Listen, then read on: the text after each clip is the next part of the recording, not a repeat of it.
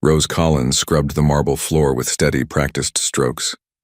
The eastern wing of the crystalline palace stretched before her like a gleaming cathedral of light and power. She had been doing this same work for 3 years now, ever since she left Earth looking for better opportunities. The Meridian Empire promised jobs and safety for humans willing to work hard. What they didn't mention in the recruitment materials was that humans would always be at the bottom. The Asharans who ruled this world were beautiful in a way that made Rose uncomfortable. They moved with impossible grace, their skin shimmering with faint iridescence. They could speak to each other without words, thoughts flowing between their minds like water. Humans couldn't do that.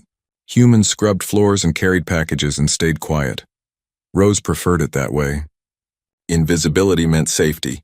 She had learned that lesson quickly when she first arrived. The human who spoke up got fired. The human who complained got deported.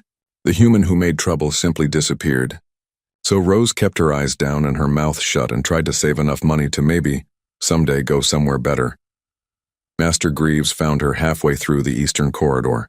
He was the head steward, responsible for all human workers in the palace. His weathered face looked more tired than usual. "Collins, I need you for a special assignment," he said quietly. Rose felt her stomach tighten. Special assignments were never good. They meant going places humans normally didn't go, doing jobs that carried risk, but refusing wasn't an option. "Yes, sir," she said. "The Crown Prince's sanctuary needs cleaning. His usual attendants are all sick with that flu going around. You're careful and quiet. Don't touch anything you don't have to. Don't look at anything longer than necessary. Get in clean, get out. Understand?" Rose nodded, though her hands had started trembling. Prince Stellan was known throughout the palace as cold and distant. More importantly, he kept a dragon. A real, actual dragon that shared his soul through some kind of magic bond. Dragons were supposed to be sacred, powerful, and extremely dangerous. Master Greaves gave her a key card and a warning look. "The dragon's name is Ash. If you see him, freeze. Don't run. Don't make sudden moves. He probably won't even notice you're there." The sanctuary occupied the highest tower of the palace. Rose climbed the spiral stairs with cleaning supplies weighing down her arms. Each step took her further from the safe, familiar world of service corridors and storage rooms. The air grew warmer as she climbed. A strange smell like incense and sulfur filled her nose. The door opened to reveal a space unlike anything Rose had seen before. The circular room had no roof, open to the purple sky of Ashara. Plants from a dozen worlds grew in wild tangles. A small waterfall cascaded down one wall into a crystal pool. Perches and platforms jutted from the walls at various heights. It was beautiful and alien and slightly frightening. Rose started with the floor, staying near the entrance. She worked methodically, letting the familiar rhythm of cleaning calm her nerves. Sweep, scrub, rinse, dry. Simple tasks that didn't require thought. She was almost relaxed when she heard the sound. A deep, rumbling breath came from somewhere above. Rose froze, her heart hammering. Slowly, she looked up. The dragon lounged on the highest perch, nearly invisible against the darkening sky. Ash was smaller than she expected, maybe the size of a large horse with scales that shifted between gray and deep blue. His eyes were closed. He appeared to be sleeping. Rose barely breathed as she continued cleaning, moving in slow motion. She was nearly finished when her foot caught on an uneven stone. She stumbled, her bucket clattering loudly against the floor. Ash's eyes snapped open. They glowed like molten gold. Rose did exactly what Master Greaves said. She froze completely, not even blinking. The dragon's head turned toward her with reptilian slowness. He studied her for a long moment.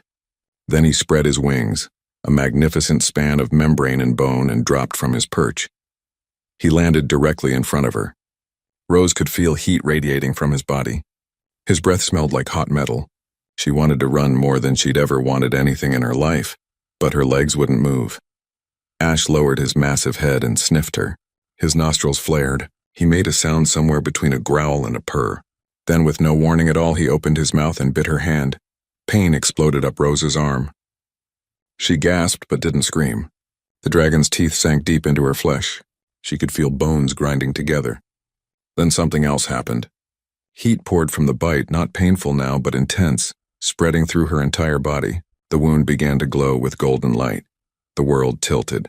Rose felt herself falling but never hit the ground. Sounds rushed into her head, sounds that weren't sounds at all. Images flooded her mind. Memories that weren't hers. She saw mountains and caves and skies filled with dragons. She felt emotions too big for her human heart, ancient and vast and utterly alien. Then darkness swallowed everything. Rose woke to voices arguing above her. Her hand throbbed with dull pain. She tried to open her eyes, but the light hurt too much. How is she alive? A male voice demanded. Dragon bites are fatal. Always, there are no exceptions. I don't know, Your Highness, another voice answered. Older female. But she's stable. More than stable. Her vital signs are stronger than before. This is impossible. Run every test.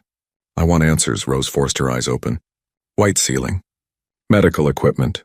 The sterile smell of the palace infirmary. She turned her head and immediately regretted it as the room spun. A tall Asheron stood beside her bed, his face a mask of barely controlled fury. His eyes were the same molten gold as the dragon's. Prince Stellan. He stared at her like she was a particularly problematic puzzle. What did you do? He asked, his voice cold as vacuum. Rose tried to speak, but her throat was too dry. A medical attendant offered water. She drank gratefully before answering. I cleaned your sanctuary, like I was told, and then I startled your dragon. He bit me. I don't remember anything after that. The prince leaned closer. You're lying. Dragon bites don't glow. They don't create light shows. They certainly don't leave the victim alive and healthy. What magic did you use? I don't have magic. I'm human. Exactly. So explain how you survived. Rose looked at her hand. The bite marks were there, clearly visible, but they'd already healed into silvery scars. More disturbing was the sensation she felt when she concentrated. A presence lurked at the edge of her thoughts, vast and warm and definitely not human. I can feel him, Rose whispered. Prince Stellan went very still. What? Your dragon, Ash, I can feel him in my head. He's confused, and hungry, and worried about me. The prince's face went pale, which Rose didn't know was possible for Asheron's. He grabbed her wrist, his fingers cold against her skin. That's impossible. Only I can feel Ash, we're bonded. Soul to soul. No one else can. His voice trailed off. Rose watched understanding and horror dawn in his golden eyes. No, he said quietly. This can't be happening. But it was happening. Rose could feel it now, not just Ash, but something else. A third presence, proud and frightened and angry. She was connected to the prince too, somehow, through the dragon that had bitten her. The door burst open. Palace guards rushed in, followed by an elderly Asharan woman in flowing robes. Arrest her, one guard commanded. No, Prince Stellan said sharply. She's under my protection. No one touches her. Your Highness, the Empress has ordered. I don't care what my mother ordered. This human is connected to my dragon. Until I understand how and why she lives. That's final. The guards exchanged uncertain glances but stepped back. The elderly woman approached the bed, her eyes bright with curiosity. May I examine her, Your Highness? Prince Stellan nodded stiffly. The woman placed her hands on Rose's temples. Energy flowed between them, warm and searching. The woman's eyes widened. Extraordinary, she breathed. The bond is real, genuine. A three-way connection between human, dragon, and prince. I've only read about this in the most ancient texts. It was thought to be legend. What does it mean? Rose asked. The elderly woman smiled sadly. It means, child, that you've just become either the most important person in the empire or the most dangerous. Possibly both. The last time this happened 3,000 years ago, it started a war that lasted a century. Rose looked at Prince Stellan. His expression was unreadable, but through their new connection she felt his emotions clearly. Fear, fascination, and beneath it all, a determination to protect her from whatever came next. Outside the medical wing, she could hear footsteps approaching. Many footsteps. Rose's simple life of scrubbing floors and staying invisible was over. Whatever happened next, the palace would never be silent about it again. Rose spent her first full day under house arrest learning just how complicated her life had become. The medical wing had transformed into a prison, though a comfortable one. Guards stood outside her door at all hours. Elder Mora, the woman who had examined her, visited regularly with questions Rose couldn't answer. And through it all, she felt Ash constantly in the back of her mind, a warm presence that occasionally sent her flashes of sensation, hunger, flight, contentment. The connection to Prince Stellan was more troubling. Unlike Ash's simple emotions, the prince's thoughts were complex and guarded. Rose couldn't read his mind exactly, but she felt his moods like weather patterns. Right now, he radiated frustration and fear in equal measure. He arrived late in the evening, dismissing the guards with a wave of his hand. He looked exhausted, his usually perfect appearance slightly disheveled. "We need to talk," he said, pulling a chair beside her bed. Privately, Rose sat up, pulling the thin blanket around her shoulders. "About the bond?" "About everything. Elder Mora has been researching all day. What she found—" He paused, running a hand through his dark hair. "It's worse than I thought." "Worse how?" Stellan leaned forward, his voice dropping to barely above a whisper. 3,000 years ago, humans and Asherans lived as equals on this world. We ruled together, connected through dragon bonds. The dragons chose partners from both species freely. Our civilizations were united. Rose felt her breath catch. But that's not what the history books say. No. The history books say humans arrived here 200 years ago as refugees from Earth, that we generously took you in, that you were always the lesser species. His golden eyes met hers. Those books are lies. What happened 3,000 years ago? A faction of Asherans decided they didn't want to share power. They were led by my ancestor, the first emperor. They created a magical weapon, something that severed the bonds between dragons and humans, not just broke them but made them impossible to form. Then they rewrote history, burned records, killed anyone who remembered the truth. Within a generation, humans were servants. Within 2 generations, humans believed they'd always been servants. Rose processed this information slowly. But I wasn't born here. I came from Earth. Exactly. The magic that prevents bonds only works on humans born on Ashara. It's cast on every human child at birth, a spell so subtle even our best healers can't detect it. But you came here as an adult. The spell never touched you. Stellan's expression darkened. When Ash bit you, he wasn't attacking. He was trying to bond.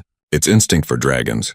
They recognize compatible souls, so I'm not supposed to exist. No, and that terrifies my family. If other humans learn that the bonds are possible, that they were stolen from us, that our entire social order is built on a lie. He didn't finish the sentence. He didn't have to. Rose swung her legs out of bed. Despite spending a day unconscious, she felt stronger than ever. Energy hummed through her body. What do they want to do about me? The Empress wants you executed quietly. Make it look like an accident.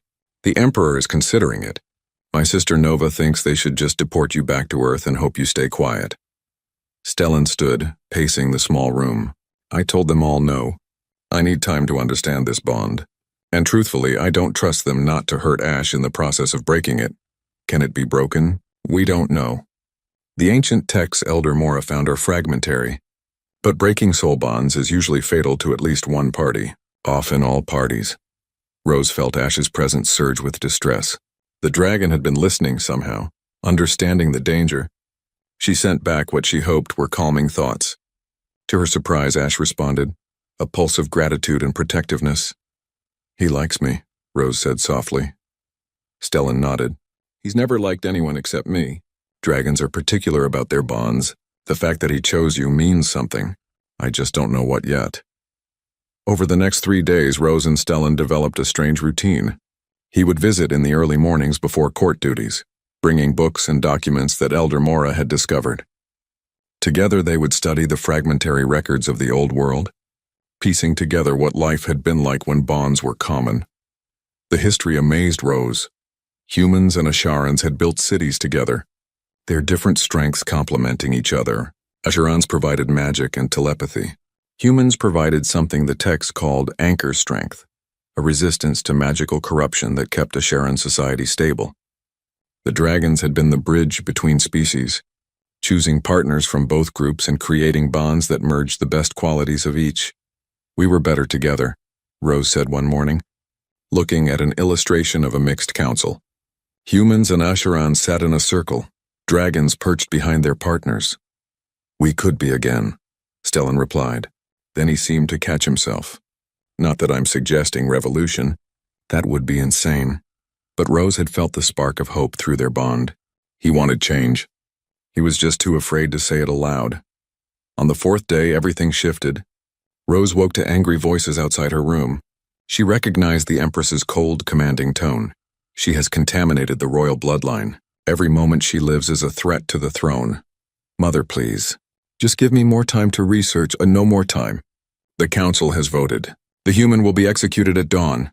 Rose's door burst open. Guards rushed in, grabbing her arms before she could react. Stellan tried to intervene, but more guards held him back. Let her go, he shouted.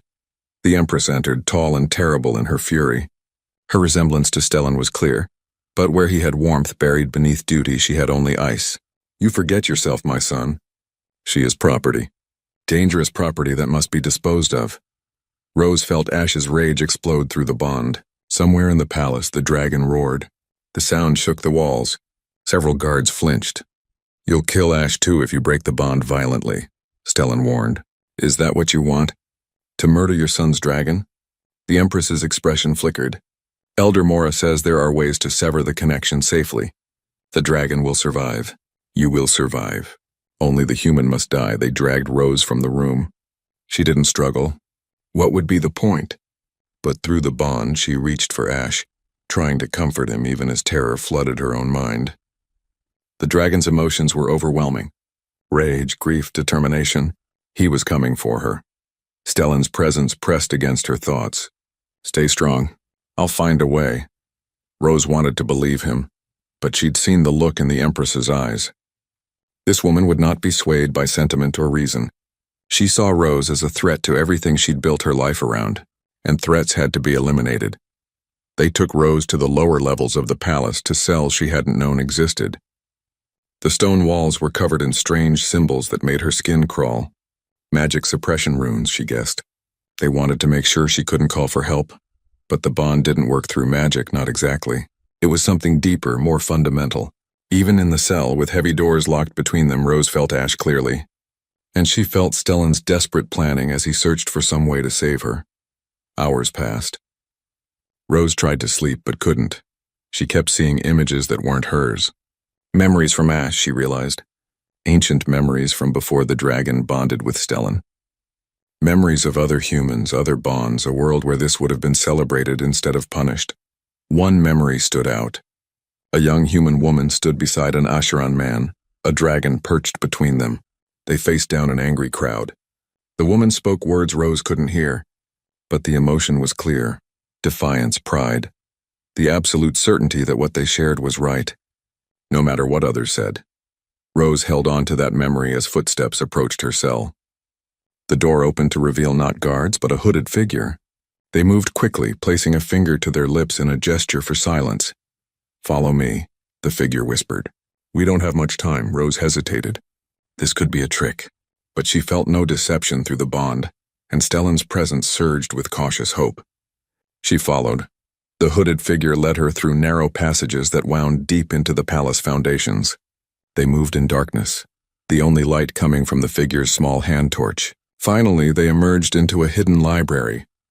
Elder Mora waited there along with two other Asherons Rose didn't recognize, and standing beside them, looking disheveled and determined, was Prince Stellan. You came, Rose breathed. I gave my word.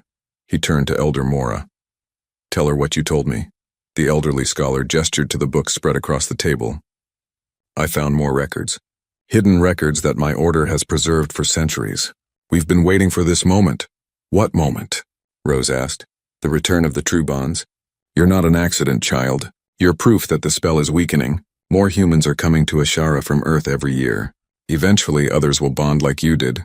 The Empress can kill you, but she can't stop what's coming. One of the other Asharans stepped forward, lowering their hood. It was Princess Nova, Stellan's younger sister. She looked frightened but resolute. We're forming a resistance, Nova said quietly. Asharans who know the truth. Humans who are ready to fight for their rights. We can't let you die, Rose. Your bond is the proof we need that everything we were taught is a lie. But we have to move carefully. The Empress has the military, the council, the majority of the noble houses. Rose looked at Stellan. You're risking everything for this.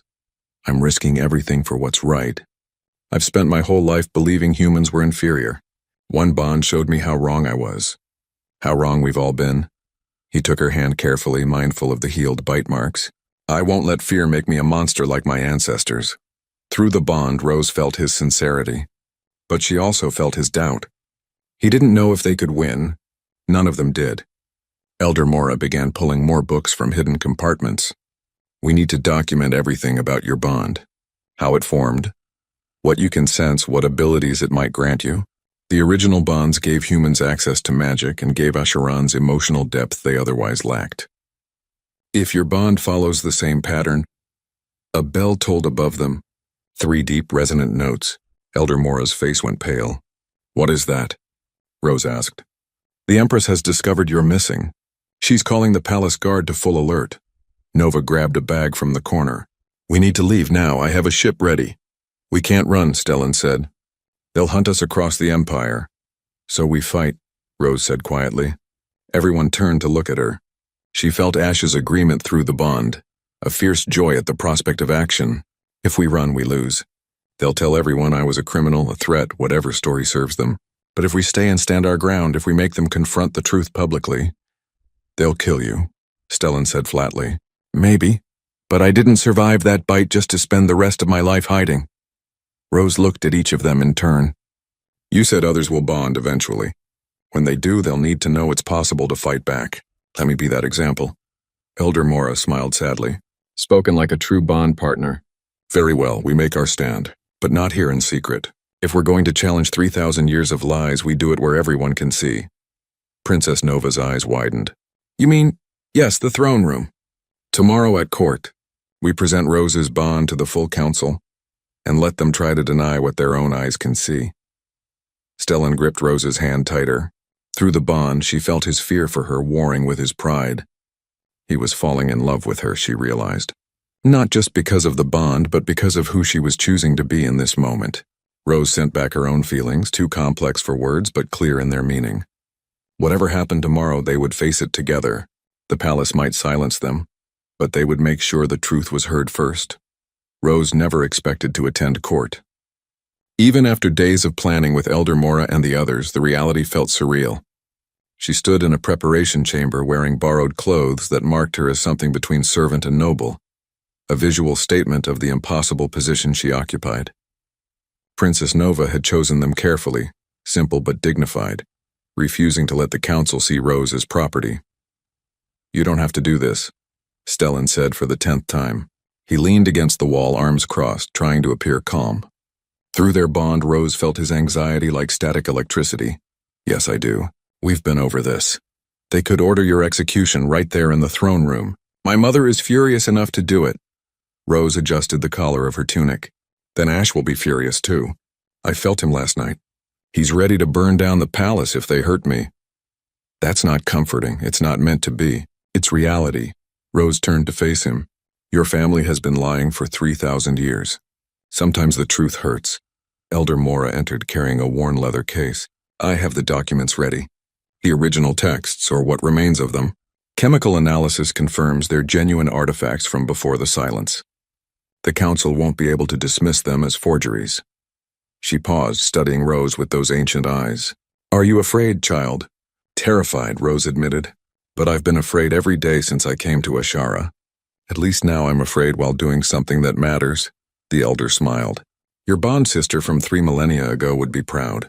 She stood in that same throne room and spoke truth to power. They executed her for it. Encouraging, Rose muttered, but her words lived on. My order preserved them. And eventually those words became seeds, small acts of resistance, hidden records, parents whispering truth to their children in the dark. Elder Mora placed a gentle hand on Rose's shoulder.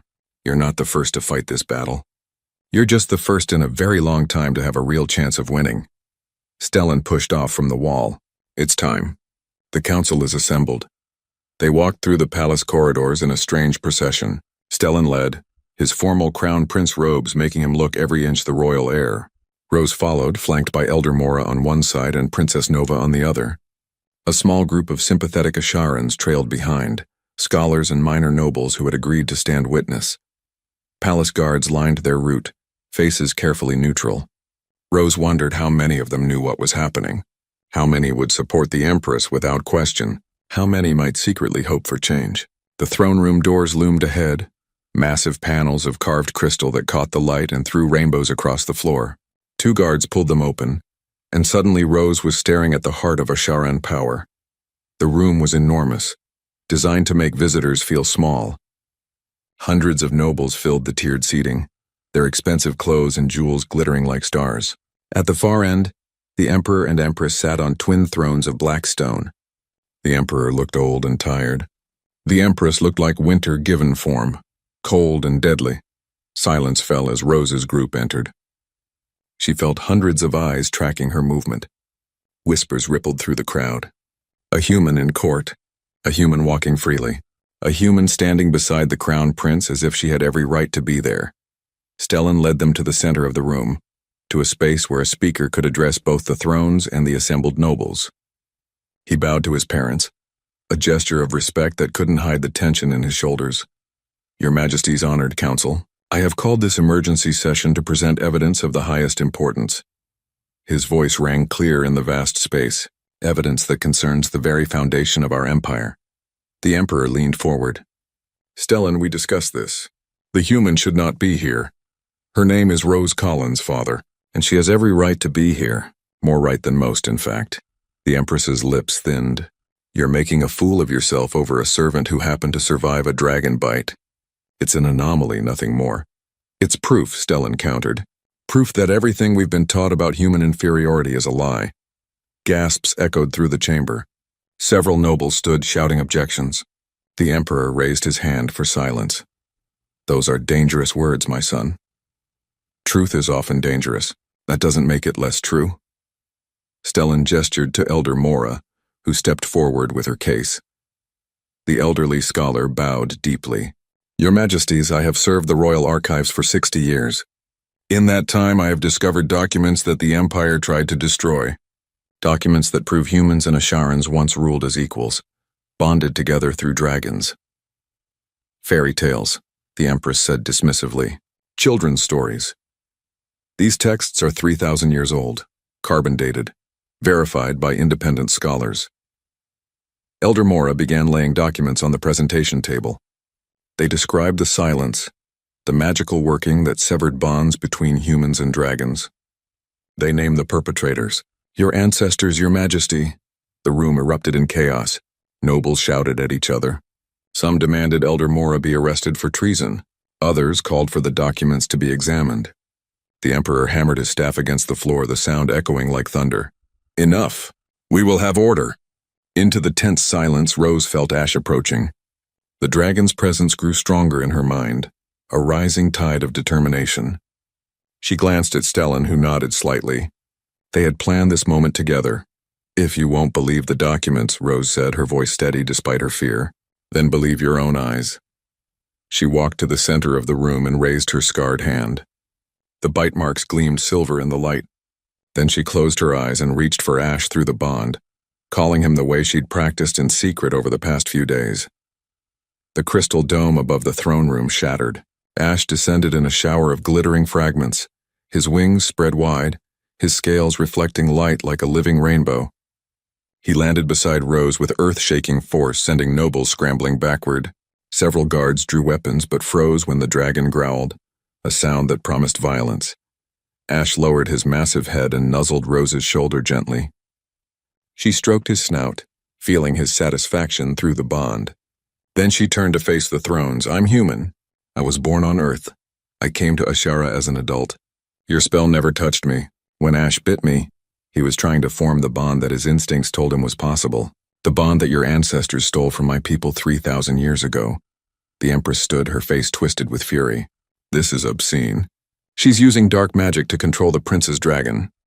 She's not controlling anything, Stellan said, moving to stand beside Rose. I can feel Ash's emotions through our original bond. He chose her freely. He wants to protect her. And through her I can feel things I never imagined. Emotions that were closed to me before. She completes the bond in ways I didn't know were missing. He took Rose's hand, and where their skin touched, light flared golden. The bond made visible, undeniable proof that something impossible was happening. Princess Nova stepped forward. I've studied the ancient texts, too. Three-way bonds were rare but powerful. They created the greatest leaders of the old empire. Rulers who could think with both Asheran logic and human passion, who could wield magic and remain grounded in reality. We didn't lose that power through evolution or divine will. We stole it through fear and ambition. A noble in the front row stood. Rose recognized him as Lord Petros, one of the wealthiest landowners in the empire. Even if this is true, what does it matter now? That was 3,000 years ago. The humans today are happy in their roles. Why disturb a system that works? Works for who? Rose asked. She felt anger rising, fed by Ash's protective instincts and Stellan's suppressed rage. I came to Ashara looking for a better life. Instead, I found a place where I couldn't speak without permission, couldn't advance no matter how hard I worked, couldn't even walk through certain parts of the city without risking arrest. You call that working? Humans are given food, shelter, employment. Slaves are given those things too. That doesn't make slavery right. The word hung in the air like a blade. Several nobles looked uncomfortable. Others glared at Rose with undisguised hatred. The Emperor finally spoke, his voice weary. Let us say, for the sake of argument, that these documents are real, that our ancestors did engineer the silence, that bonds are possible. What would you have us do? Tear down our entire society? Plunge the empire into civil war? No, Elder Mora said.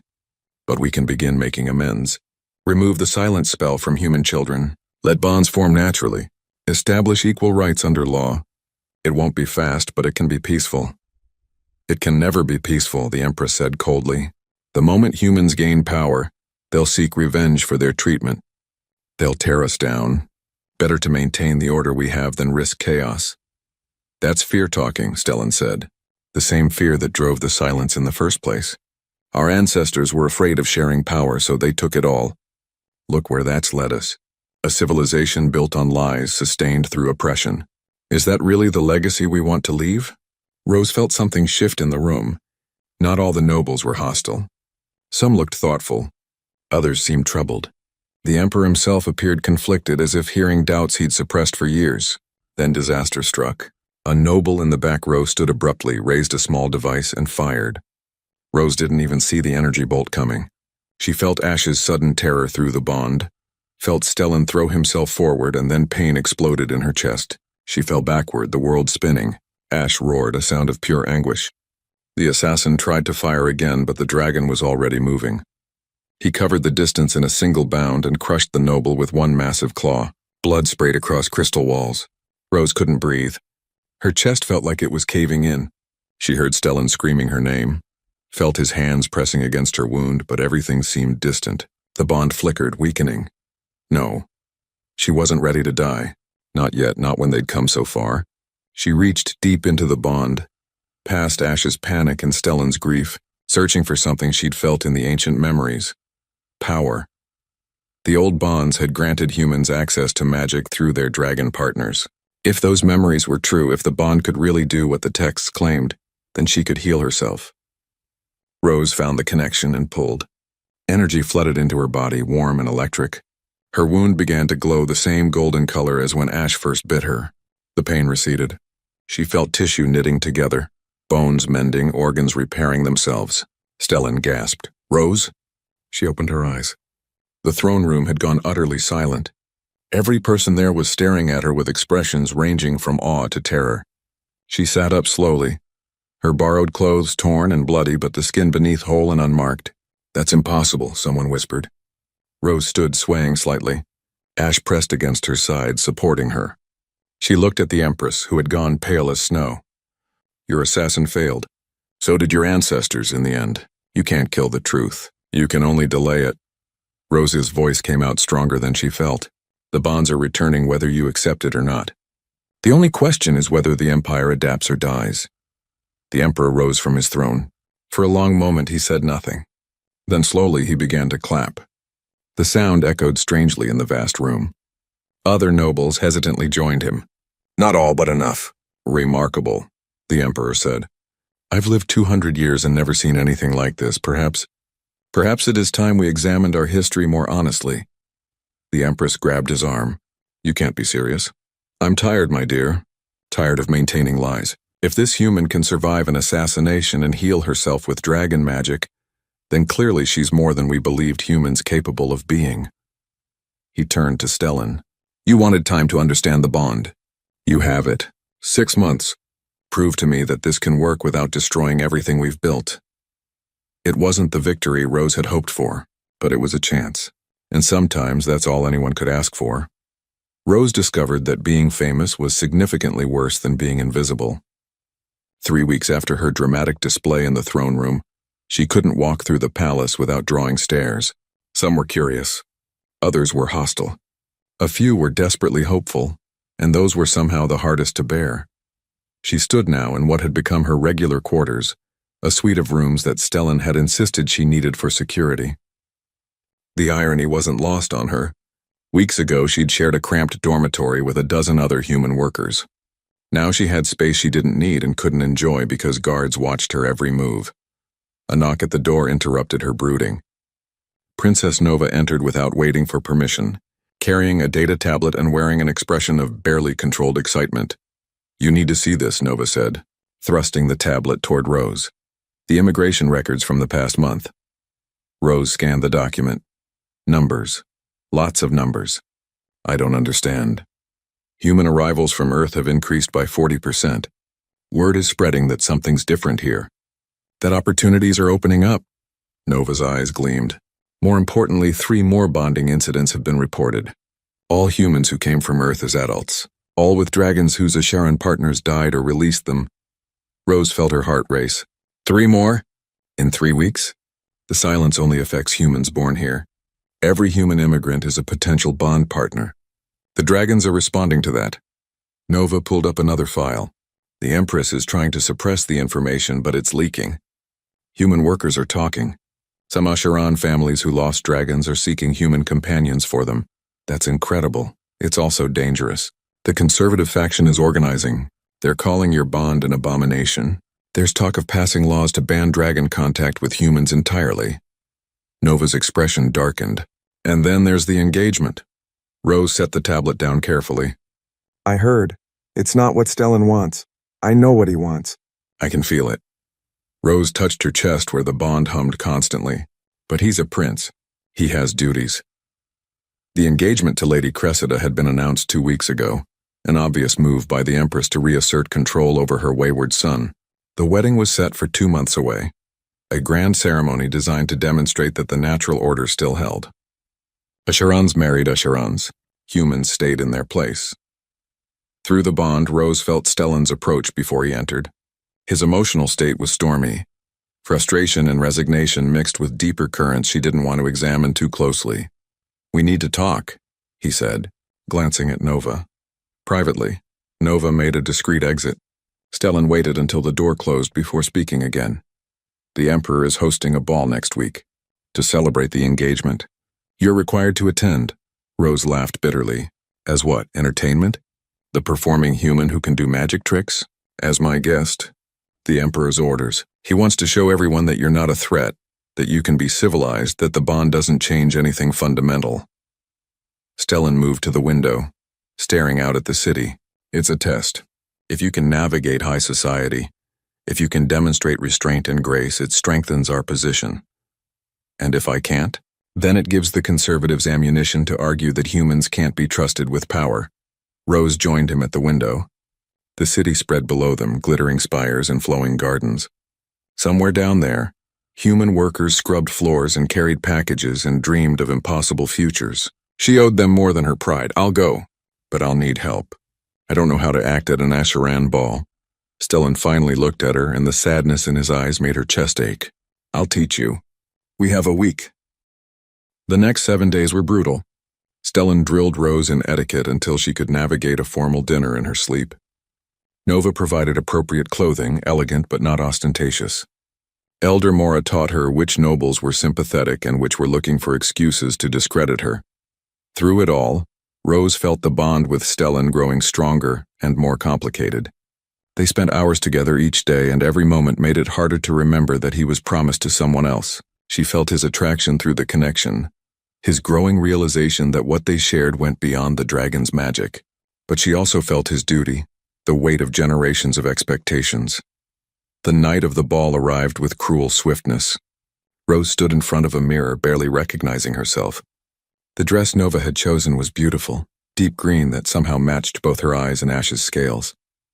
Her hair was arranged in an elaborate style that had taken 2 servants an hour to create. "You look like a princess," Nova said approvingly. I look like an imposter, Rose corrected. Same thing, really.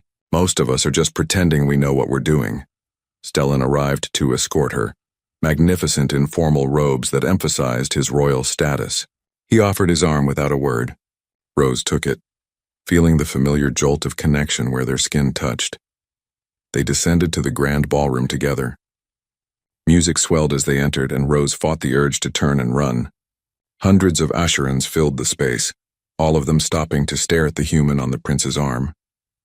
She felt their judgment like a physical weight. Lady Cressida stood near the center of the room, surrounded by well-wishers. She was stunning in the way Asherans always were, with silver-blue skin and eyes like amethysts. When she saw Stellan and Rose, her expression flickered with something complicated, before settling into practiced courtesy. "Your Highness," Cressida said, gliding over, "and the famous Rose Collins.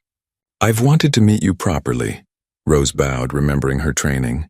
"Lady Cressida, congratulations on your engagement, thank you. Though I suspect this arrangement is more political than romantic." Cressida's eyes held understanding. "I'm not blind to the situation, or to what you and Stellan share." The honesty caught Rose off guard. "I don't want to cause you pain." "Pain was inevitable the moment my family agreed to this match. At least you're honest about it." Cressida glanced at Stellan. May I speak with Rose alone for a moment? Stellan looked uncomfortable but nodded. He moved away to greet other nobles, though Rose felt his attention remained fixed on her through the bond. Cressida led Rose to a quieter corner of the ballroom. "I need you to understand something. I don't hate you. If anything, I admire your courage. But I also can't refuse this marriage. My family's position depends on it. I understand duty. Do you? I wonder." Cressida's voice remained soft, but there was steel beneath. "You have the luxury of fighting for what you want. I don't, so when you stand beside Stellan, when you touch him and everyone can see the bond glow between you, when you make it painfully obvious that he's falling in love with you, remember that you're not just hurting me. You're destabilizing the political alliances that keep this empire functioning." Rose felt shame burn through her. "I didn't ask for this bond." "No, but you're choosing how to use it. Just remember that choices have consequences." Cressida's expression softened slightly. "For what it's worth, I hope your reforms succeed. The human situation is unjust, but change is expensive and sometimes people like me pay the price." She walked away, leaving Rose feeling small and selfish. Through the bond, she felt Stellan's concern, but she pushed him away. She needed to think. The evening progressed like a dance through hostile territory. Rose made conversation with nobles who smiled while insulting her. She endured questions about her bond that ranged from curious to cruel. She watched Stellan and Cressida perform the roles expected of them, the perfect aristocratic couple. Then the attack came. Not with weapons this time, but with words. Lord Petros, the wealthy landowner who had challenged Rose in the throne room, stood and called for attention. "Your Majesty's honored guests, I have information that must be shared." He gestured dramatically.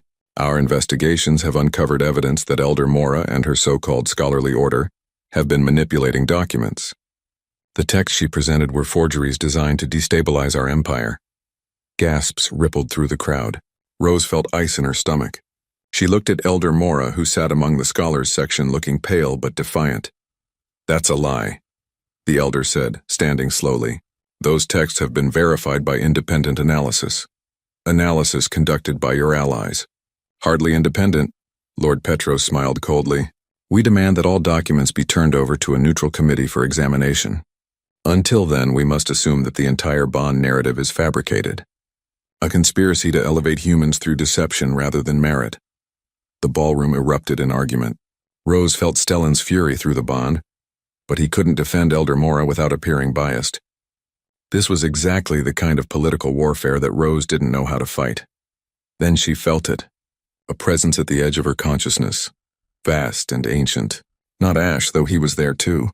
Something older. She turned toward the ballroom's massive windows. Dragons. Dozens of them circling the palace in the night sky. Their combined presence pressed against her mind like thunder. Rose walked to the window, ignoring the stares. She reached out through the bond, not just to Ash, but to all of them. To her shock, they responded. Images flooded her mind. Memories older than the Asharan Empire. Truth that couldn't be forged or manipulated. They know. Rose said softly.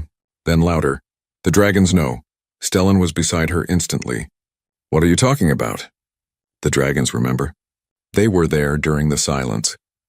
They remember when the bonds were severed, when their partners screamed and died.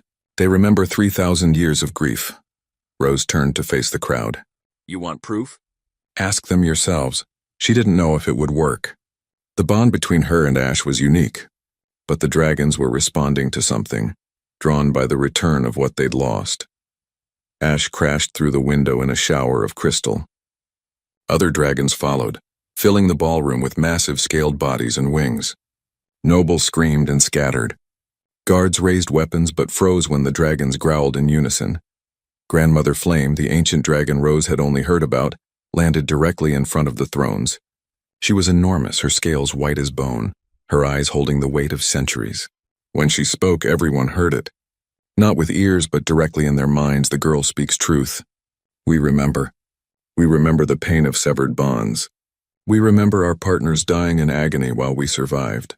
We remember the ones who did this. She turned her massive head toward the Empress. Your bloodline, your ancestors, they stole our purpose and called it progress. The Emperor stood, his face ashen. The dragons never spoke of this. We were forbidden by the same magic that silenced the human bonds. But that magic weakens now. Every human who comes from Earth breaks it further. Soon it will fail completely, and truth will flood back like water through a broken dam. Lord Petros tried one final gambit. Even if this is true, it changes nothing. We cannot undo 3,000 years of history. Grandmother Flame's laugh was like rocks grinding together. Cannot or will not. The girl survived death itself through her bond. Others will follow. You can accept this and adapt, or you can fight it and be destroyed. But you cannot stop what has already begun. The ancient dragon turned to Rose. You have been given a great gift, child. Use it wisely. The path ahead will be difficult. Many will suffer before balance is restored. But know this. The dragons will stand with those who honor the true bonds. We will not be silenced again. Then, as suddenly as they'd come, the dragons departed. They flowed through windows and doors like living water, taking flight into the night sky. Only Ash remained, pressing his head against Rose's shoulder in a gesture of comfort and solidarity. The ballroom stood in ruins, crystal and furniture scattered, nobles huddled in shocked clusters. The Emperor slowly sat back down, looking older than Rose had ever seen him. It seems, he said finally, that we have been judged by those we thought were ours to command. The question now is what we do about it. The Empress said nothing, but the look she gave Rose promised that this battle was far from over. Rose met her gaze steadily. She had the dragon's support now. That changed everything. Stellan took her hand, squeezing gently. Through the bond, she felt his pride and fear in equal measure. They had won tonight, but the cost was yet to be calculated. Lady Cressida approached slowly, her beautiful dress torn and dusty. Well, I suppose that settles the authenticity question. She looked between Rose and Stellan. For what it's worth, I'm releasing you from our engagement, Your Highness. I may not be brave enough to fight the system, but I'm not cruel enough to trap you in a loveless marriage when you've clearly found your bond match. Cressida, you don't have to. Yes, I do. Consider it my contribution to the revolution. She smiled sadly. Besides, I suspect my family will want to distance themselves from the royal line anyway, given how tonight went. She walked away with her head held high. Rose felt a surge of respect for the woman, trapped by circumstance but refusing to be petty about it. The ball was officially over, though no one had formally declared it. Nobles filtered out in small groups, whispering urgently. Rose knew those whispers would spread like wildfire. By morning, the entire empire would know that dragons had taken sides. What happens now? Rose asked. Stellan pulled her close, not caring who saw. Now we prepare for war. Not with weapons, hopefully. But war nonetheless. My mother won't accept this quietly. Through the bond, Ash rumbled agreement. The dragon had tasted victory tonight, and he was eager for more. Rose looked up at the broken windows, at the night sky where dragons still circled. She thought about what Grandmother Flame had said. Many will suffer before balance is restored. She just hoped she was strong enough to help carry that burden. Dawn broke over a city that hadn't slept. Rose stood on her balcony watching crowds gather in the streets below. Humans mostly, though she spotted scattered Asherans among them. Word of the dragon's declaration had spread faster than anyone anticipated. Now people wanted answers. Master Greaves appeared in her doorway, looking exhausted. The old steward had spent the night coordinating with human workers throughout the palace. There's a situation developing. Define situation. Every human in the palace's service wing has stopped working. They're asking to speak with you. Rose's stomach dropped. They think I'm their leader now. You survived death. You commanded dragons. You stood up to the Empress in front of the entire court. Greaves smiled wearily. What did you expect? Before Rose could answer, Stellan burst in, still wearing his formal clothes from the ball. Through the bond, she felt his agitation before he spoke. The Empress is moving against us. She's declared a state of emergency and recalled the military from border positions. She's claiming the dragon incident was an attack on the imperial family. That's insane. That's politics. She's framing this as external aggression to justify a crackdown. Stellan ran his hands through his disheveled hair. My father is too weak to stop her. She's always been the real power behind the throne. Princess Nova arrived moments later, followed by Elder Mora and several other members of their growing resistance. The small room felt suddenly cramped with people and tension. The conservative nobles are organizing, Nova reported. They're calling for your arrest, Rose. They want you tried for sedition and manipulation of royal dragons. On what evidence? They don't need evidence. They have fear. Elder Mora looked grim. Fear is always enough. A massive roar split the morning air. Through the windows, Rose saw Ash circling the palace, his calls echoed by dozens of other dragons. The message was clear. They were watching. They would not stand by if Rose was harmed, but that protection cut both ways. The Empress could use the dragon's presence as proof of the threat Rose represented. Already guards were being deployed throughout the city, not to maintain peace but to demonstrate strength. We need to get ahead of this, Stellan said. If we let the Empress control the narrative, we lose. So we create our own narrative, Rose said slowly. An idea was forming, dangerous but potentially powerful. The humans have stopped working. What if I go down there and talk to them? Publicly. Let everyone see that this isn't about violence or revenge. It's about people wanting dignity. The moment you step outside this room, you're vulnerable, Nova warned. The Empress will send assassins. You barely survived the last one. I have the bond now. I can heal myself. And I'll have Ash. It's still a massive risk. Rose looked at each of them in turn. Everything we've done has been a risk. But we can't hide in here while the city tears itself apart. Someone has to speak for the humans who don't have voices. Stellan grabbed her hand. Then I'm coming with you. That makes you a target too. I've been a target since I defended you in the throne room. At least this way we face it together. They descended through the palace, gathering followers as they went. Human servants joined them, emboldened by Rose's presence. Sympathetic Asherans added their support. By the time they reached the main gates, they had become a procession. The palace guard tried to stop them. Captain Loris, a stern woman who had always treated humans fairly, stepped forward with her hand on her weapon. I have orders to detain you, Collins. From the Empress? Yes, Rose met her eyes steadily. Are those orders you want to follow? Loris hesitated. Through the bond, Rose felt Ash's protective fury building. The dragon perched on the palace wall above them, ready to strike if anyone threatened her. My job is to protect the Empire, Loris said finally. Then let us pass. Because right now the Empire's biggest threat isn't me. It's the lies we've been living with for 3,000 years. For a long moment, no one moved. Then Loris stepped aside. I didn't see you leave. They emerged into chaos. The square outside the palace was packed with people, thousands of them. Humans predominantly, but also Asherans who looked curious or sympathetic or simply confused. News drones floated overhead, broadcasting everything to the entire Empire. Rose climbed onto a fountain's edge so everyone could see her. Her legs shook with fear, but she forced herself to stand tall. Stellan stood beside her, a visible symbol of the alliance they represented. I'm Rose Collins, she called out. Her voice sounded thin against the crowd noise, but people were quieting, straining to hear. 3 weeks ago I was a maid. Nobody important. Nobody powerful. Just another human trying to survive in a world that told me I was lesser. The crowd murmured. She felt their attention lock onto her. Then a dragon bit me and everything changed. Not just for me, but for all of us. Because that bite proved something the Empire has been hiding for 3,000 years. Humans aren't inferior. We never were. We were deliberately suppressed. Our potential was stolen before we were even born. The silence. Someone shouted from the crowd. Rose nodded. The silence. A spell cast on every human child born on this world, preventing them from forming bonds with dragons, preventing them from accessing their full abilities. It was done by Asheron ancestors who feared equality, who wanted all power for themselves. Angry voices rose. Rose raised her hands for quiet.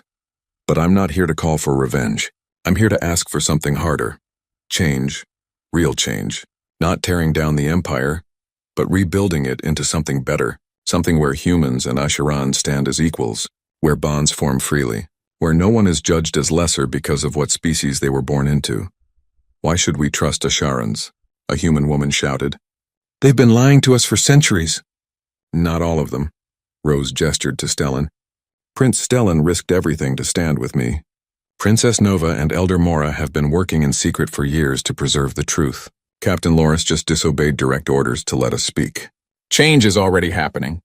The question is whether we embrace it or destroy each other fighting about it. An older Asheron man pushed to the front of the crowd. And what about us? My family has employed human workers for generations. We've treated them well, given them fair wages. Are we supposed to just accept being called oppressors? Rose looked at him directly.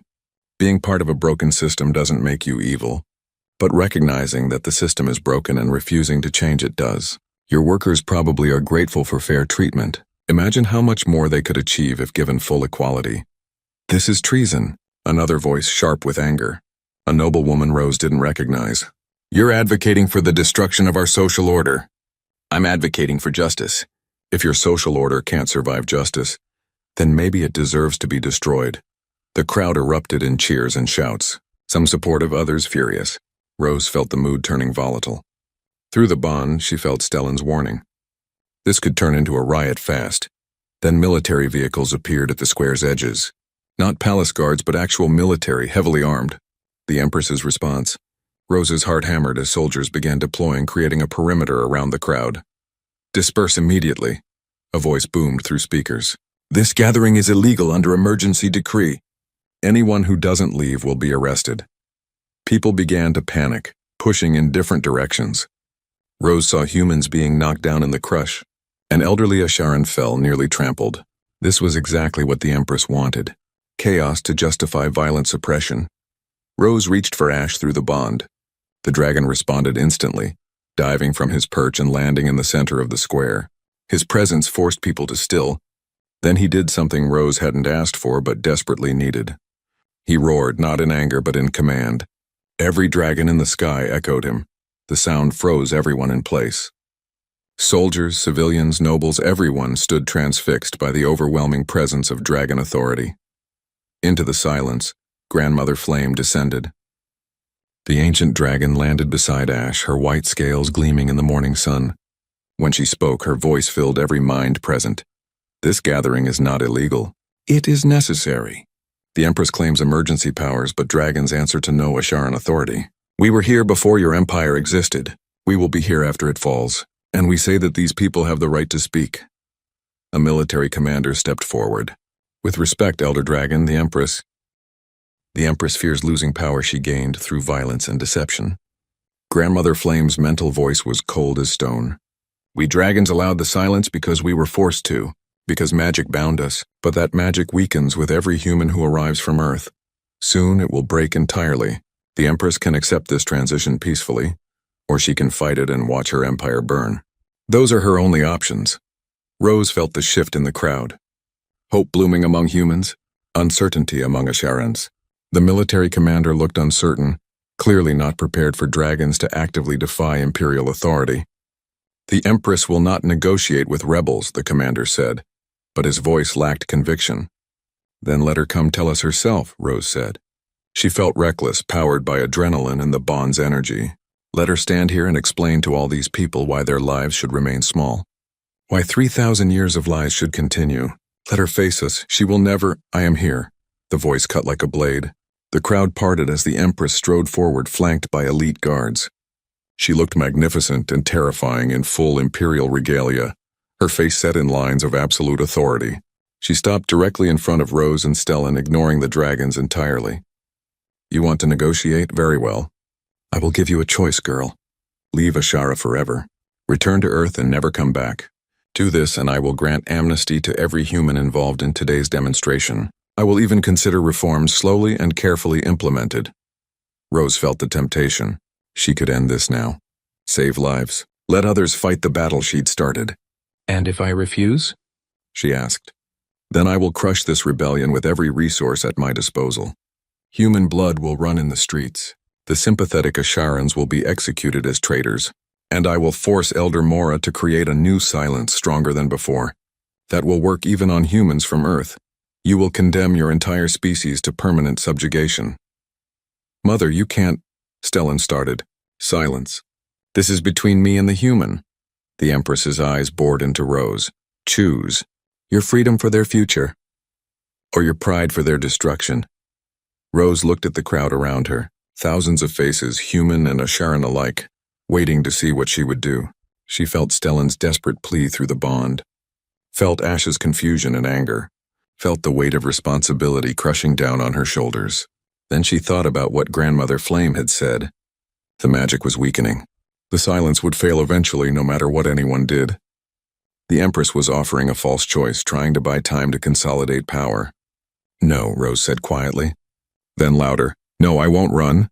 I won't let you pretend this is about me. This is about a system built on oppression, and it's coming down whether I'm here or not. The only question is how much damage you do trying to prevent the inevitable. The Empress's expression didn't change, but Rose felt cold certainty settle over the square. This was the moment everything turned truly dangerous. Then you have chosen destruction. Guards arrest everyone in this square, starting with the prince and the human. Guards move forward, weapons raised. The crowd screamed. Ash roared in fury, and Rose felt something inside her snap, releasing power she hadn't known she possessed. Golden light exploded from her body, from the bond marks on her hand spreading outward in waves. It washed over the guards, over the crowd, over the entire square. Where it touched, it carried a message. Not words, but pure emotion, truth, justice, connection. Every human in the square felt it. More than that, they felt what Rose felt through her bond. The love of a dragon. The loyalty of a prince. The ancient memories of a time when bonds made everyone stronger.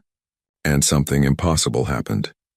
The silence, weakened by Grandmother Flame's presence and Rose's power, shattered. Not completely, not permanently, but for this moment in this place, every human felt the call of dragons waiting to bond. The guards lowered their weapons, overwhelmed by the flood of emotion. Several dropped to their knees, crying. Even the Empress staggered back, her perfect control cracking. Rose swayed, exhausted by the effort. Stellan caught her before she fell. What did you do? He whispered.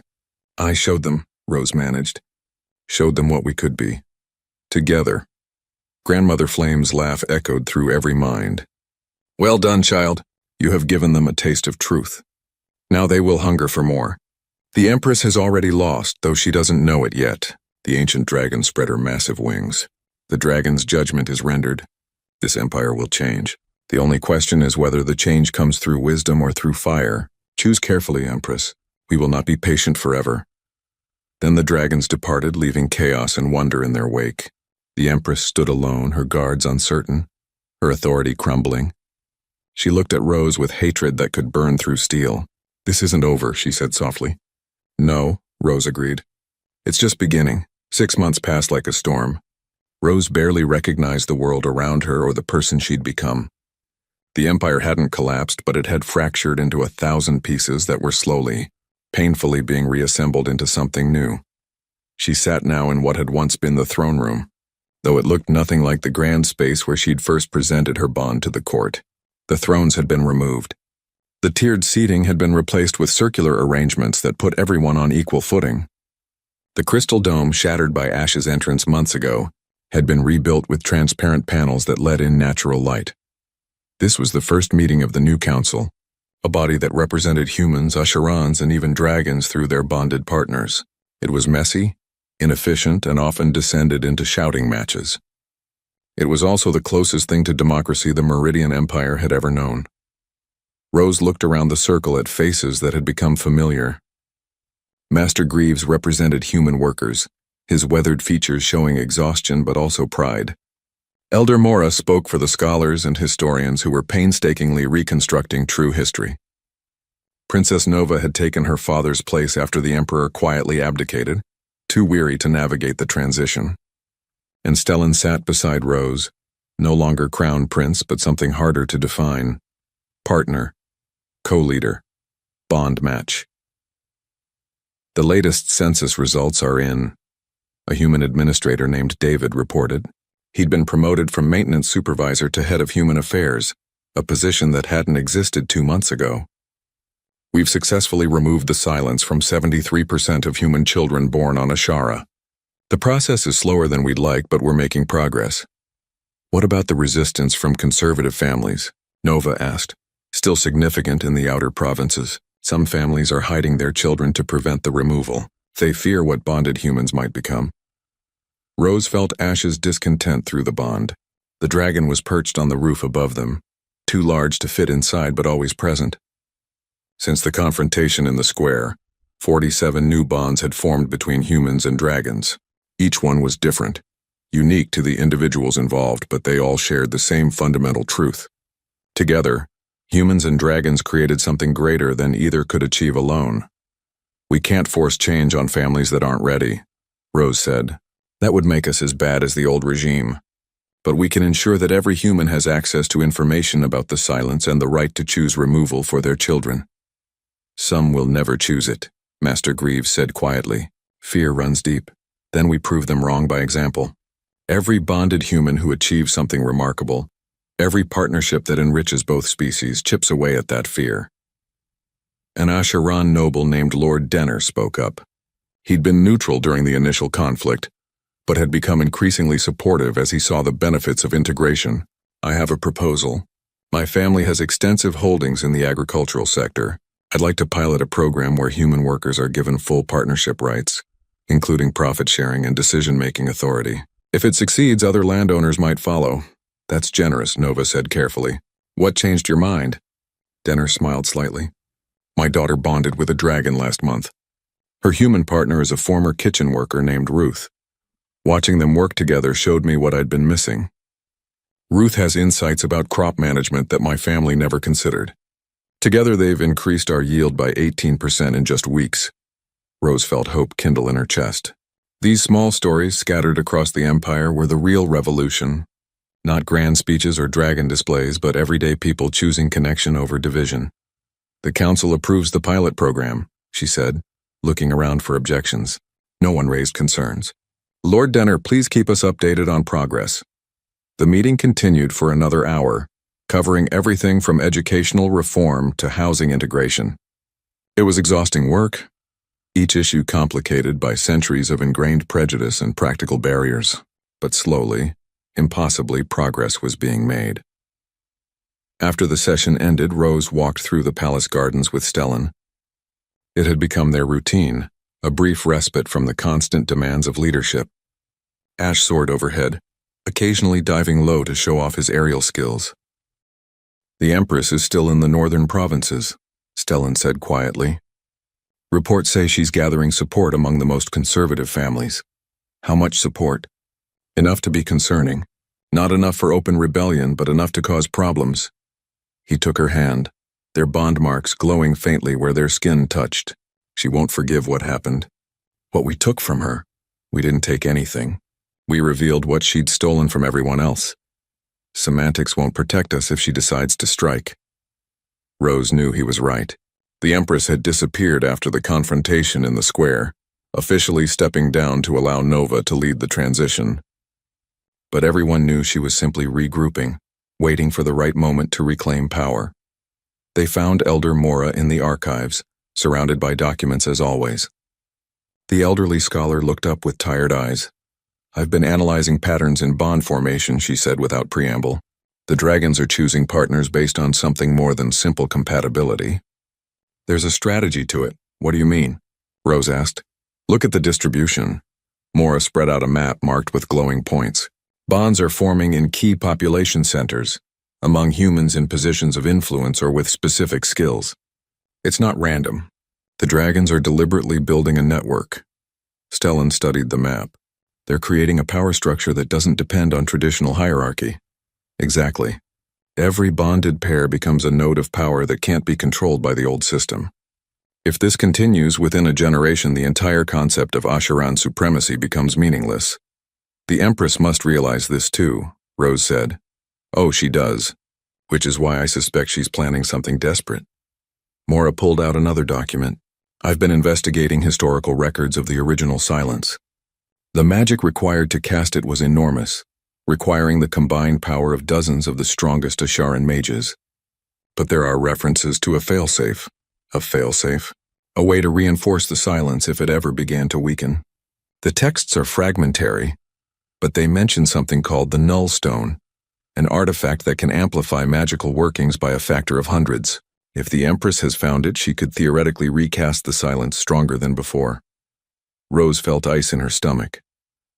That would sever all the new bonds, and prevent any future bonds from forming. It would reset everything to how it was, or worse. Where is this Null Stone? Mora shook her head. Lost, or so we thought. But I've been hearing rumors from my contacts in the northern provinces. The Empress has been conducting excavations at ancient sites that date back to the time of the original silence. Stellan's face had gone pale. We need to stop her. We need to find her first, Rose said. And we need to be smart about it. If we send military forces, it looks like oppression. If we do nothing, we risk losing everything we've gained. They spent the next few days planning. Nova used her intelligence network to track the Empress's movements. Master Greaves coordinated with human workers in the northern provinces, gathering information about the excavations, and Rose practiced with her bond abilities, pushing herself to understand the full extent of what she and Ash could do together. The breakthrough came from an unexpected source. A young human girl named Lily, recently bonded with a small green dragon named Whisper, came to Rose with information. My partner can sense the Null Stone, Lily said, her eyes wide with fear and excitement. All the dragons can. It's like a void in their awareness, a place where magic goes to die. Whisper says it's in the old mountain temple 3 days' journey north. Rose felt Ash's confirmation through the bond. The dragon had been agitated for days, and now she understood why. He could sense the Null Stone too, a threat to everything dragons valued. We have to move now, Rose said to the others. Before the Empress can use it. Nova shook her head. You can't go personally. You're too valuable. If something happens to you, the entire movement loses its symbol. I'm not a symbol. I'm a person who can help stop this. You're both, Stellan said gently. But Nova's right. We should send a military force. No. Rose stood firm. This isn't about military might. It's about the bond. The Empress is trying to destroy bonds because she doesn't understand them. She needs to see what they really are, what they can accomplish. I need to be there. Through the bond, she felt Ash's agreement, and beneath that she felt something else. Other dragons, many dragons waiting to support her. If I'm going, I won't be alone, Rose said. The dragons will come, and anyone who wants to stand for the bonds can come too, not as an army, but as witnesses. In the end, they organized a caravan. Not just Rose and Stellan, but dozens of bonded pairs, human and Asheran both. Master Greaves came, representing the unbonded humans who supported the cause.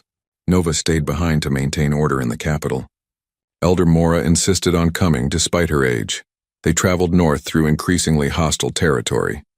Conservative strongholds where humans still served silently, and Asheran still ruled absolutely. Rose saw the fear in people's eyes when they looked at her caravan, at the dragons flying overhead. She also saw something else. Hope, curiosity, the beginning of doubt about everything they'd been taught. The temple emerged from mountain mists on the third day, ancient and forbidding. It had been built before the silence, a place where bonds were celebrated. Now it felt cold, corrupted by what the Empress intended to do there. They found her in the central chamber, surrounded by a circle of mages, all of them channeling power into a black stone that seemed to devour light. The Null Stone. Even looking at it made Rose feel sick, as if something vital was being pulled from her body. Stop this, Rose called out. Her voice echoed in the vast space. The Empress didn't turn. I wondered when you'd arrive. You're predictable, girl, always rushing in to save everyone. This won't work. You can't undo what's already begun, can I? This stone amplified the original silence. It will amplify the new one. Every bond will break. Every dragon will be severed from their human partner, and this time I'll make the spell permanent. No human from Earth or anywhere else will ever bond again. Rose felt Ash's pain through the bond. The dragon was trying to approach, but the Nullstone's influence pushed him back. All the dragons were struggling against it, held at bay by the artifact's dark power. You'll kill them, Stellan said, stepping forward. Breaking bonds violently is fatal. You'll murder dozens of innocents. A necessary sacrifice to preserve order. Some will die so that civilization can continue.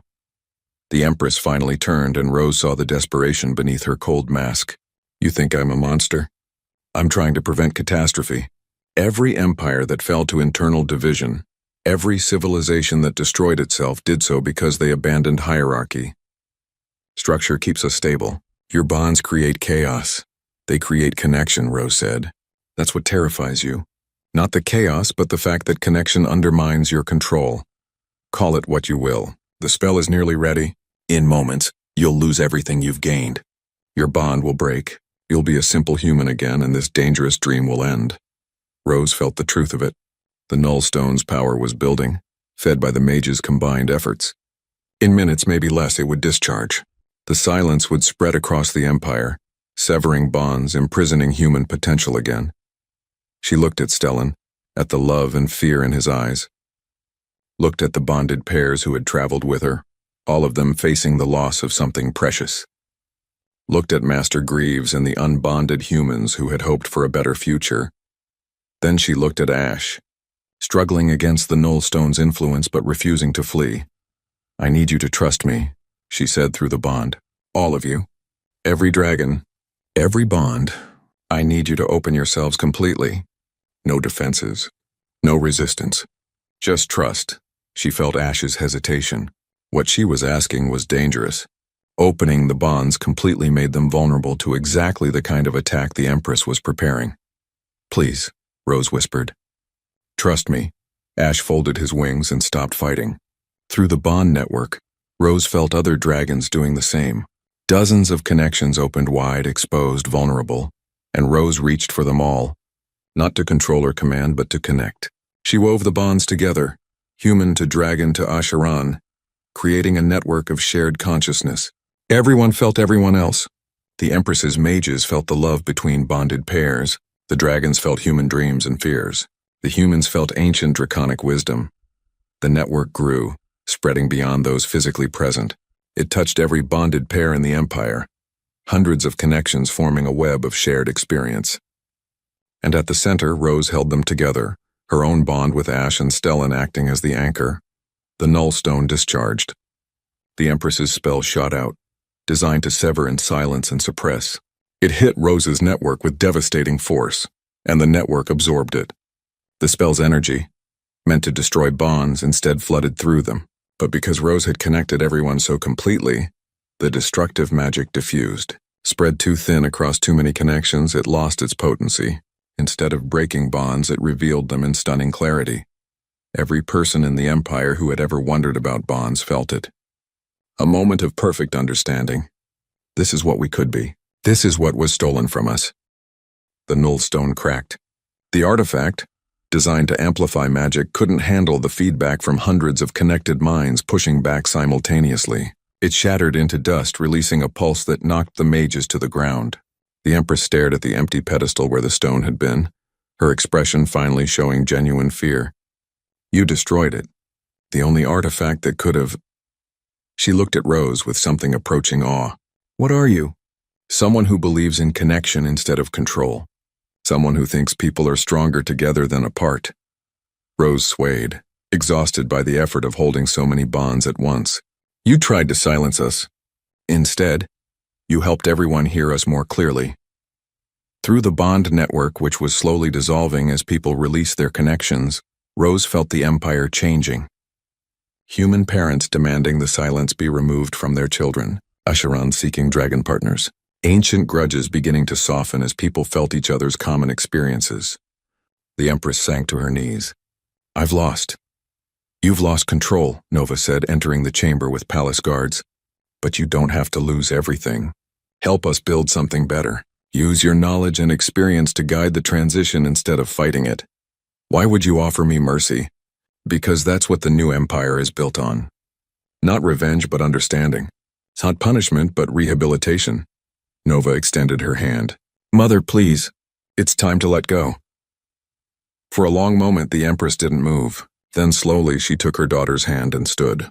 The fight had gone out of her, replaced by weary acceptance. The journey back to the capital was triumphant but subdued. They had won, but everyone felt the weight of what had almost happened, how close they'd come to losing everything. Rose spent most of the trip sleeping, her head on Stellan's shoulder while Ash flew protective circles overhead.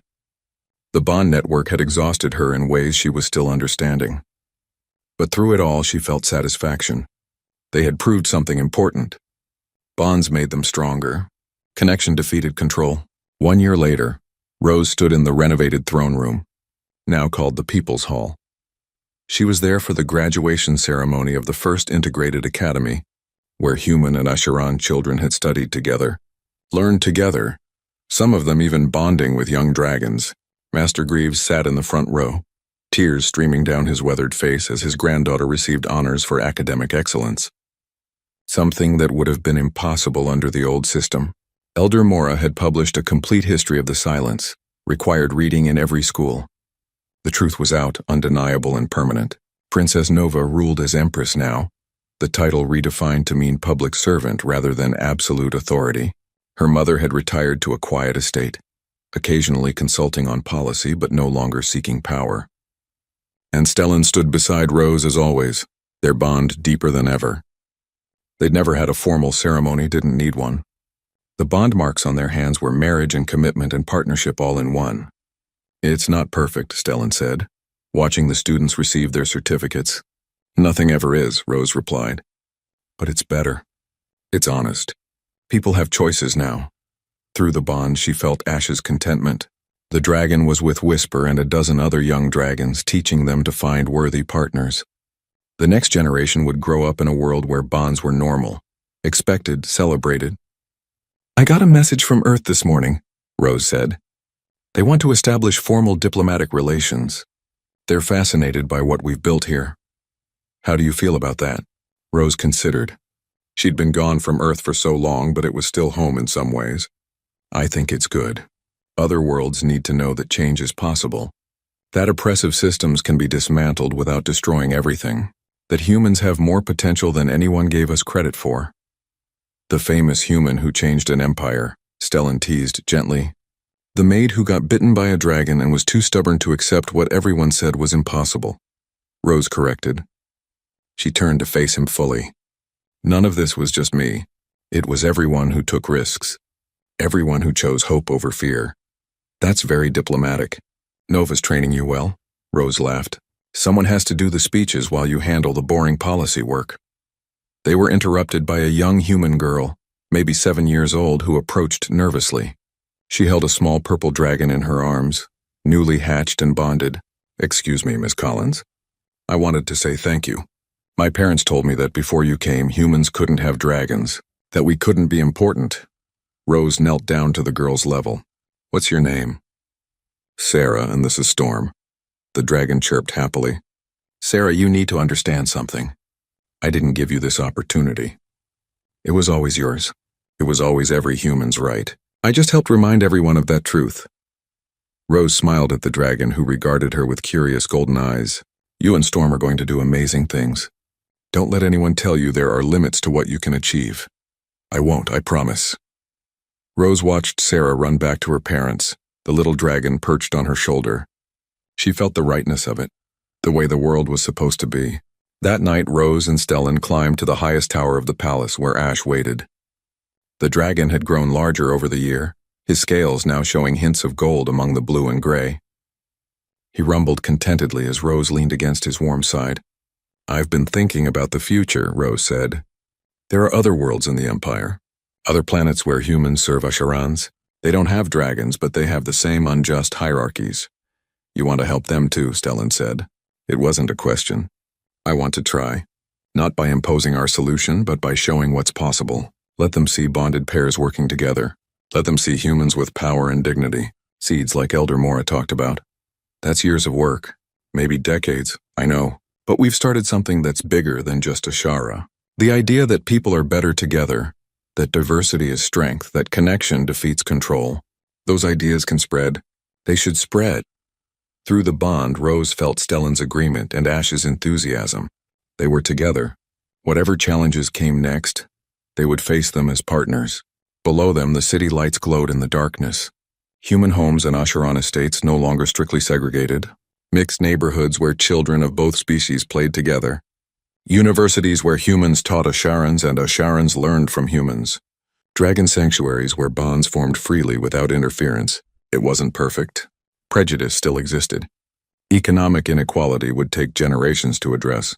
Some regions remained hostile to change. But the trajectory was set. The empire was becoming something new, something better. Rose thought about that day in the sanctuary when Ash first bit her. How terrified she'd been. How certain she was that her life was over. Instead, it had been a beginning. Not just for her, but for everyone. The palace was no longer silent. It rang with voices. Human and Asheron, debating and laughing and arguing and building together. It echoed with the sounds of change, uncomfortable and messy and absolutely necessary. And somewhere in all that noise, in all that beautiful chaos of people learning to be equals, was proof that even the deepest silence could be broken, that even the most entrenched systems could transform, that a single act of connection could ripple outward until it changed the world. Rose pulled Stellan close, feeling their bond pulse with warmth. Ash wrapped his wing around them both, a gesture of protection and family. 3 souls, 3 species, 1 unbreakable connection. So, Stellan said with a smile, ready to change another empire?